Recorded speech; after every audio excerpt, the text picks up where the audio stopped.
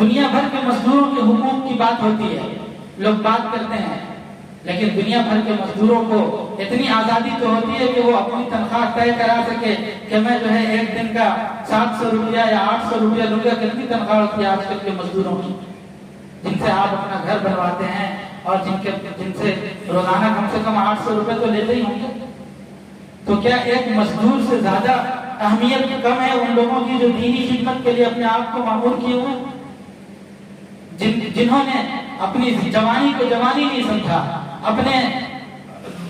قوم کے بچوں کے ایمان کو سنوارنے کے لیے اور قوم کے بچوں کے مستقبل کو سنوارنے کے لیے، ان کو دیندار بنائے رکھنے کے لیے اپنی تمام تر چیزوں کی قربانی دے کر کے وہ 24 گھنٹے آپ کے کام کاج میں مشغول ہیں، تو کیا قوم کے لوگوں کی یہ ذمہ داری نہیں ہے کہ وہ اس کی ضرورت کا پورا خرچ اٹھا سکے؟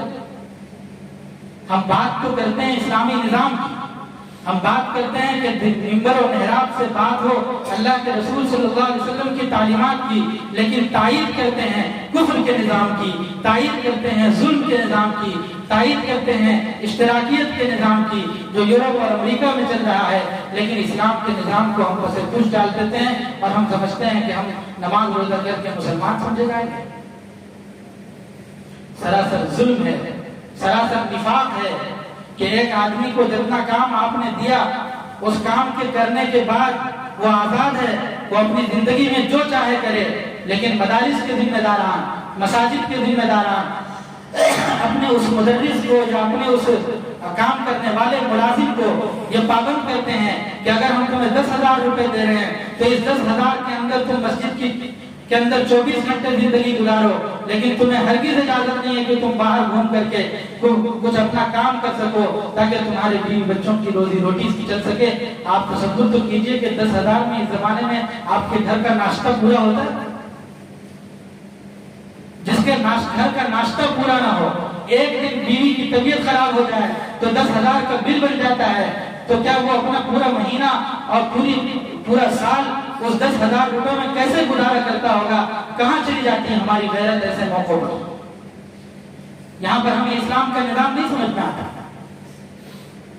تو ہم بات کریں اسلام کے نظام کی اور اپنے عمل سے ثابت کریں کہ ہم کفر کے ماننے والے ہیں، ہم شرک کی تائید کرتے ہیں، ہم یورپ اور امریکہ کے اس ظالمانہ نظام کو نافذ کرنا چاہتے ہیں۔ میرے دوستوں اور بزرگوں،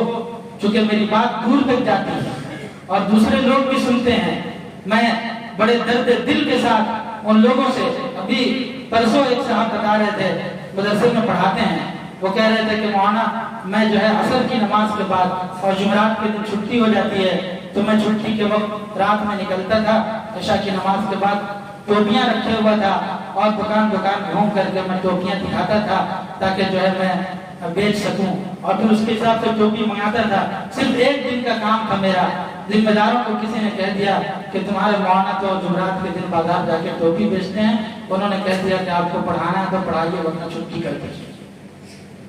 آپ کا کیا جانا ہے؟ آپ کے گھر سے بھیک مانگ رہے ہیں،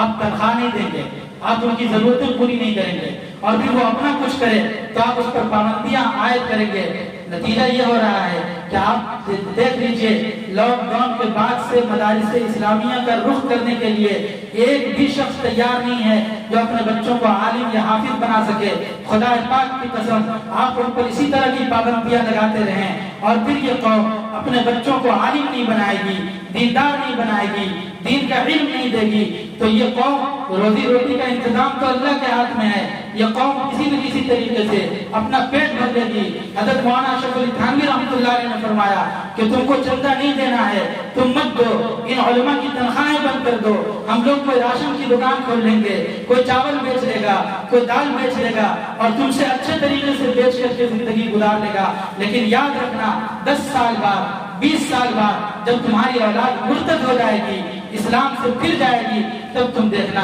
کہ تم جو ہے خون کے آنسو رو گے اور تمہیں کوئی دین سکھانے والا نہیں ملے۔